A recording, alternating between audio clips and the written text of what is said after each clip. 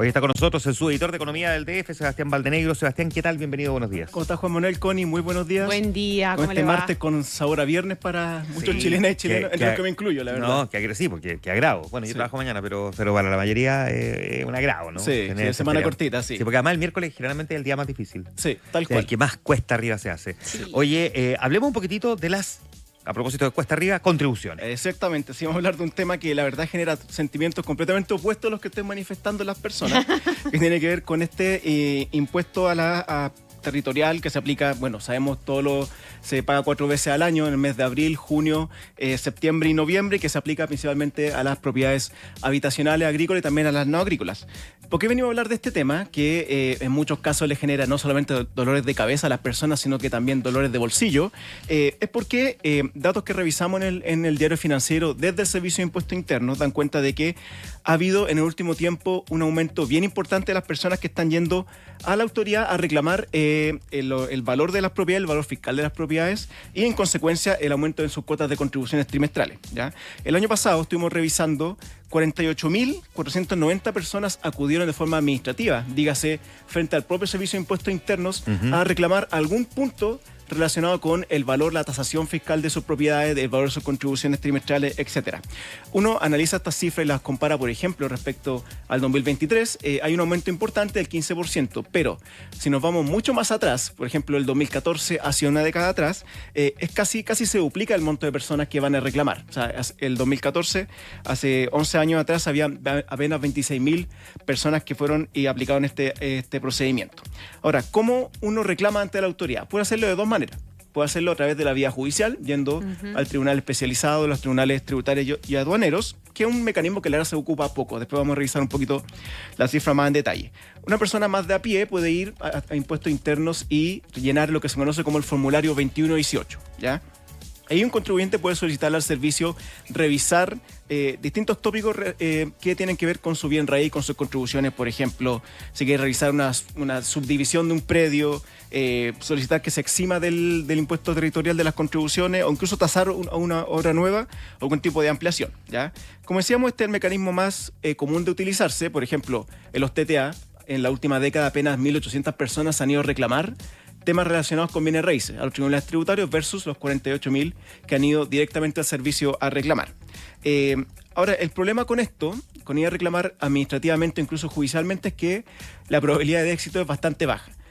Por ejemplo, si uno ve las cifras de los TTA, en la última década apenas el 55% de los fallos relacionados con temas de reclamaciones por bienes raíces se falla a favor del fisco, a favor del Servicio de Impuestos Internos, y el resto se falla a favor del contribuyente o es un fallo que es aparte. O sea, de cierta manera, algunos puntos a favor del servicio y otros puntos a favor del contribuyente.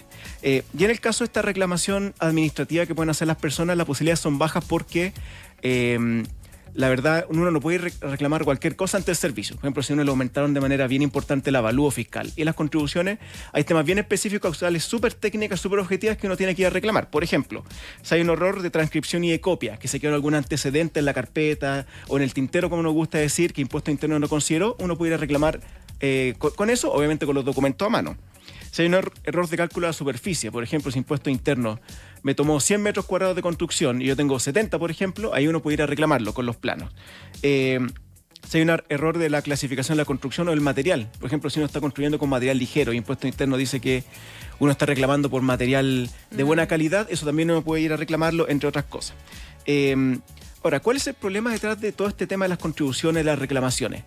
Que hay una sensación bien generalizada entre especialistas y también en personas, lo hemos visto por ejemplo en las cartas del director que han salido en los medios en el último año, es que hay una falta de transparencia, una cierta opacidad respecto de qué fundamentos o qué factores toma en cuenta Impuestos Internos a la hora de tasar las propiedades y a la hora de calcular las contribuciones de los bienes raíces, ¿ya? Por ejemplo, ¿qué hace Impuestos Internos? ¿Qué mete en la juguera Impuestos Internos para calcular las contribuciones? Te dice, por ejemplo, que considera las áreas homogéneas, por ejemplo, manzanas de distintas ubicaciones, de distintas comunas que son similares en términos de, no sé, uso de suelo, la infraestructura vial, la densificación. Si una comuna que tiene muchas personas en poco espacio, eso también contribuye. Los valores de los terrenos, tasaciones comerciales, por ejemplo, venta de propiedades similares dentro de las comunas, todo eso Impuestos Internos lo mira. Sin embargo, no se entrega un detalle específico a la hora de que te cobran las contribuciones respecto de cuáles son los factores que inciden en esto. O al menos las personas como nosotros, que no somos abogados tributarios ni contadores, que es muy difícil digerir cuáles son esas explicaciones. Ahora, ¿por qué hablamos de este tema también? Porque esto debiera cambiar en el corto plazo. El Servicio de Impuestos Internos, junto con la Defensoría del Contribuyente, la DECON, esta entidad que está alojada en el Ministerio de Hacienda y que, como bien dice su nombre, vela por los derechos de los contribuyentes de menor ingreso, las pymes, en los próximos días, deberá ser entre esta semana y la próxima, va a dar a conocer un acuerdo bien relevante que tiene que ver con la transparencia en el cálculo de las contribuciones, de cómo se reajustan las contribuciones cada 4 años y qué pasa con el avalúo de las propiedades. Esto, por ejemplo, van a entregar más datos cada vez que se reajustan las contribuciones. Por ejemplo, cuánto varió el avalúo fiscal respecto del periodo anterior, cuál fue el aumento de la contribución neta que tiene la persona, y también cómo incide cada uno de los factores que ya describimos en el resultado. Es algo con un poquito mínimo, no es así, pero algo que la verdad, hoy día cuando se informa, cuando le envía a uno la carta de revalúe la propiedad, la verdad no viene con ese nivel de detalle, ¿ya? Así que esto también debería ayudar a darle un poquito más de transparencia a un impuesto que, la verdad, varios especialistas, incluso candidatos presidenciales, han planteado que es bastante opaco. Es que eso te quería preguntar, porque es bien explosivo el aumento en relación a periodos anteriores, cuánto puede estar influenciado también por los debates políticos y las promesas que algunos candidatos han levantado. De hecho, en el debate constitucional, en el segundo debate constitucional, el proyecto fue una larga discusión si incluía o no incluía el término de las contribuciones, ¿te acuerdas? Y la discusión de que eso no era de rango constitucional, que no tenía que estar ahí, etcétera. Pero de ahí de alguna manera también se alimentó la idea de, no de mala manera, digo yo, porque hay gente que puede tener todo el derecho del mundo a reclamar, y es un hecho que en el caso de la tercera edad, ¿verdad? Hay contribuciones que no las pueden pagar. Claro, sí, es un tema que la verdad se iba instalando. O sea, ¿cuánto de ese debate ayudó también a la conciencia del tema? Y a mí me parece estupendo que haya conciencia de los temas y uno reclame por lo que cree que son sus derechos. Claro, o sea, hay varios factores. O sea, por ejemplo, está el tema del Consejo Constitucional, que en ese momento lo que se planteó fue que la primera vivienda o la vivienda ocupada como dormitorio estuviera exenta de contribuciones. Claro. De hecho, es una propuesta que, por ejemplo, José Antonio Caz, entiendo que también volvió a poner el debate presidencial dentro de su propuesta. Incluso el mismo gobierno también se hizo el debate de la Cámara de la Construcción la otra vez. Sí. Creo que Kaiser también volvió a levantar el tema de las contribuciones. Claro, por ejemplo, el mismo gobierno, en este proyecto fallido de impuesto a la renta que iba a enviar el gobierno y que finalmente desechó, también incluía algunos mecanismos para también justamente aliviar el tema de las contribuciones de los adultos mayores, que son finalmente los casos, la verdad, más dramáticos que uno se encuentra al momento de ver los revalúos, porque el tema de las contribuciones es un poquito el debate como el de la ISAPRE, es un debate muy de clase media. Hoy día el 75% de las propiedades en el país no paga contribuciones. El problema es que el otro 25% que paga las contribuciones se ve expuesto a aumentos bien relevantes en el precio, en la cuota que tienen que pagar sin mayor explicación. Ahora, en el caso de los adultos mayores, existen mecanismos para contener la alza. Por ejemplo, hay un beneficio de adulto mayor que uno se puede eximir entre el 50 y el 100% de la cuota, pero bajo ciertas condiciones. Por ejemplo, que el avalúo de las propiedades no supere los 200 millones, personas que están en el tramo exento de ingreso personal, son algo así como 800, 900 mil pesos, pues son mecanismos que no son automáticos, que tienen que postular o tienen que hacerse administrativamente ante el servicio, y la verdad que mucho adulto mayor, la verdad, muchas veces no conocen estos mecanismos. No, pues eso te iba a decir, que muchos de ellos se pierden en este punto. Claro, es como el tema tecnológico. Muchos adultos mayores les cuesta el tema tecnológico, y si imagínense a la gente que está en los temas tributarios, los temas económicos, ya nos cuesta el tema tributario y el tema de las contribuciones, imagínense los adultos mayores. O gente que, por ejemplo, compró la propiedad hace 30, 40 años con un valor mínimo, y que por todas las modificaciones que ha habido en las últimas décadas en términos de desarrollo económico, en términos geográficos, se ven expuestos a un aumento súper considerable. El tema se va instalando a nivel ciudadano.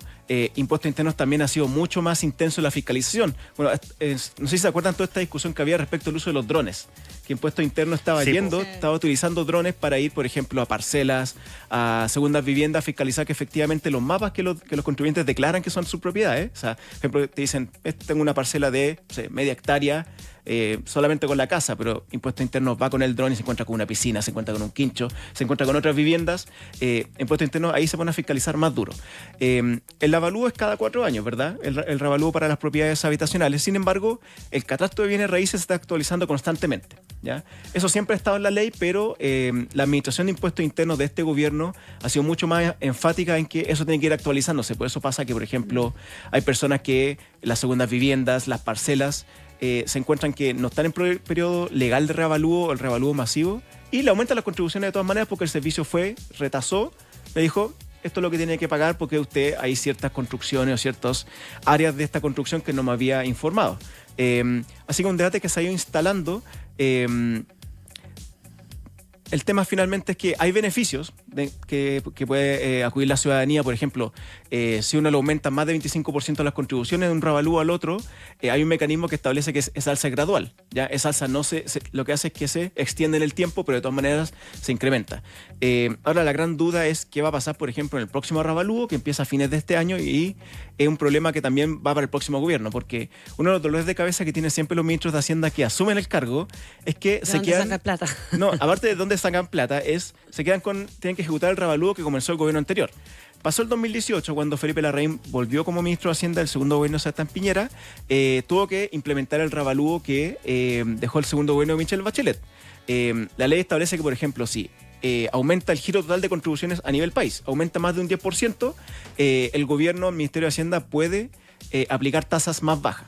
¿Ya? Y eso se hizo el 2018. De hecho, el ministro Larraín en ese momento, el exministro Larraín, tuvo que ir al Congreso a explicar por qué se estaba conteniendo el alza de las contribuciones en un momento que se requerían recursos para financiar políticas públicas. Y también el 2022, cuando llegó el gobierno de Gabriel Boric con Mario Marcel como ministro, también se hizo lo mismo. También se contuvo el alza de las contribuciones que venía del periodo anterior. Así que hay mecanismos para contener el alza a nivel administrativo, a nivel de adulto mayor. Contenerla, pero no evitarla. Pero no evitarla. Y el tema también es que las contribuciones se dan este aumento en un contexto en que el costo de la vida está alto, que ha venido manteniéndose alto incluso después de la pandemia. Como decías tú bien, Connie, la gente también tiene más conciencia de los impuestos que va pagando. Se ha ido generando esta cultura tributaria.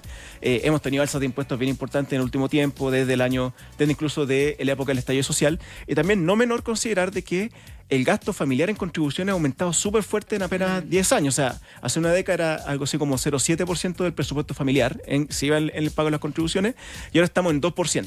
O sea, en una década prácticamente se duplicó ese monto, y entre medio probablemente los salarios no han tenido reajuste. ¿Y qué pasa, como dices tú, con los adultos mayores que reciben una pensión que se reajusta muchas veces simplemente por la UEF, por el IPC, y tienen que hacerse cargo de este gasto que es un gasto imprevisto y también, bueno, es un impuesto patrimonial? Al final este es un impuesto que se aplica a un stock. Te aplica porque tú tienes una propiedad que probablemente compraste hace mucho tiempo, no se aplica por un flujo, porque tenga ingresos por esa propiedad. Así que es un tema que en algún momento, por ejemplo, los candidatos oficialistas a la moneda también van a tener que hacerse cargo, pensando en que el mismo gobierno de Gabriel Boric ya ha presentado una propuesta para darle un mayor alivio a los adultos mayores con el tema de contribuciones, y que finalmente eso hasta el momento no ha prosperado.